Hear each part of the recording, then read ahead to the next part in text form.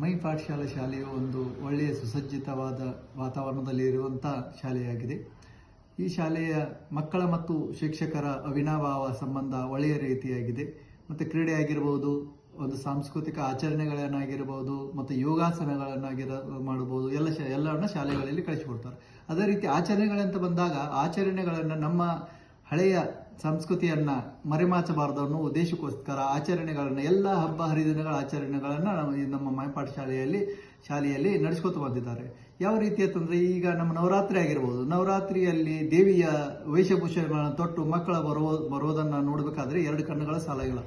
ಆ ರೀತಿಯಾಗಿ ನಮ್ಮ ಶಾಲೆಯಲ್ಲಿ ಎಲ್ಲ ಹಬ್ಬಗಳನ್ನು, ನಮ್ಮ ಸಂಸ್ಕೃತಿ ಹಾಳಾಗಬಾರ್ದು, ನಶಿಸಿ ಹೋಗಬಾರ್ದು, ಹಬ್ಬಗಳು ಯಾವ ರೀತಿಯಾಗಿರ್ತಾವ ಅನ್ನೋದು ಮಕ್ಕಳಿಗೆ ತಿಳುವಳಿಕೆ ಕೊಡುವುದಕ್ಕೋಸ್ಕರ ನಮ್ಮ ಈ ಆಚರಣೆಗಳನ್ನು ಮಾಡ್ತಾರೆ. ಅದೇ ರೀತಿಯಾಗಿ ನಮ್ಮ ಶಿಕ್ಷಕ ಮತ್ತು ಶಿಕ್ಷಕೇತರ ಸಿಬ್ಬಂದಿಗಳು ಶಾಲೆ ಮತ್ತು ಮಕ್ಕಳಿಗೋಸ್ಕರ ತಮ್ಮ ಒಂದು ಅವಿನಾಭಾವ ಸಂಬಂಧವನ್ನು ಸಮರ್ಪಿತಗೊಂಡಿದ್ದಾರೆ ಮಕ್ಕಳಿಗೆ.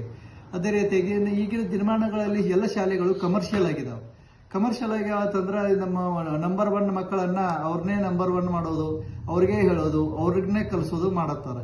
ಆದರೆ ಈಗ ನಮ್ಮ ಮೈಪಾಠ ಶಾಲೆಯಲ್ಲಿ ಆ ರೀತಿ ಇಲ್ಲ. ಕೆಳಮಟ್ಟದ ವಿದ್ಯಾರ್ಥಿಯನ್ನ ಮೇಲಕ್ಕೆತ್ತುವ ಉದ್ದೇಶಕ್ಕೋಸ್ಕರ ಕೆಳಮಟ್ಟದ ವಿದ್ಯಾರ್ಥಿಯನ್ನೇ ಹೆಚ್ಚು ಗಣನೆಗೆ ತೆಗೆದುಕೊಂಡು ಅವರು ವಿಕೋಲ್ ಬರಲಿ ಅಂತೇಳಿ ಎಲ್ಲ ಮಕ್ಕಳು ಒಂದೇ ಎಂಬ ಭಾವನೆಯಿಂದ ವಿದ್ಯಾರ್ಥಿಗಳನ್ನು ನೋಡ್ಕೊತಾ ಬಂದಿದ್ದಾರೆ. ನನ್ನ ಮಗಳು UKGಯಲ್ಲಿ ವ್ಯಾಸಂಗ ಮಾಡತ್ತಾಳ.